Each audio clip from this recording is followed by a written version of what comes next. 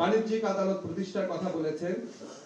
রাষ্ট্র সংস্কারে গঠিত প্রথম ধাপের ৬ কমিশনের পূর্ণাঙ্গ প্রতিবেদন মন্ত্রিপরিষদ বিভাগের ওয়েবসাইটে প্রকাশ করেছে অন্তর্বর্তী সরকার। এ নিয়ে ফরেন সার্ভিস একাডেমিতে আইন উপদেষ্টার সংবাদ সম্মেলন। উপদেষ্টা জানান, কমিশনের প্রস্তাব আশু, মধ্যম ও দীর্ঘমেয়াদী এই ৩ ভাগে ভাগ করা হয়েছে।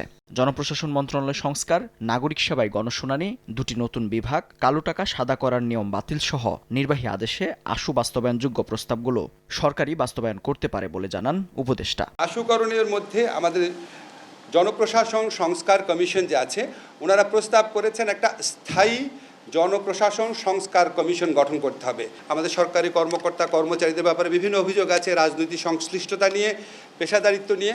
এই জন্য ওনারা নতুন করে আচরণ বিধি প্রণয়ন করতে বলেছেন। অভ্যন্তরীণ সম্পদ বিভাগ, রাজস্ব বোর্ড আলাদা করে রাখার প্রয়োজন নাই, দুইটাকে একটা প্রতিষ্ঠানে রূপান্তরিত করতে হবে। তবে মধ্য ও দীর্ঘমেয়াদী প্রস্তাবগুলো নিয়ে ফেব্রুয়ারির মাঝামাঝিতেই রাজনৈতিক দলগুলোর সঙ্গে আলোচনায় বসতে যাচ্ছে অন্তর্বর্তী সরকার।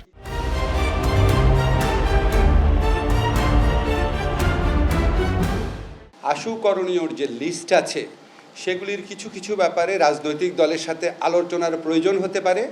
আবার কিছু বিষয় আছে এতই মামুলি, এতই ছোটোখাটো, যেটা প্রশাসনিক একটা আদেশের মাধ্যমে করা সম্ভব। আর রাজনৈতিক ঐক্যমত্যের লক্ষ্যে ফেব্রুয়ারি মাঝামাঝি সময় থেকে আলাপ শুরু হবে এবং এই ব্যাপারে সরকার দৃঢ় প্রতিজ্ঞ, যত তাড়াতাড়ি সম্ভব এই ব্যাপারে মতৈক্যে পৌঁছানোর চেষ্টা করা হবে। উপদেষ্টা বলেন, মত প্রকাশের স্বাধীনতা এবং গণতন্ত্রের প্রতি সরকারের শ্রদ্ধাবোধ আছে বলেই এখনও কর্মসূচি দিতে পারছে ক্ষমতাচ্যুত আওয়ামী লীগ।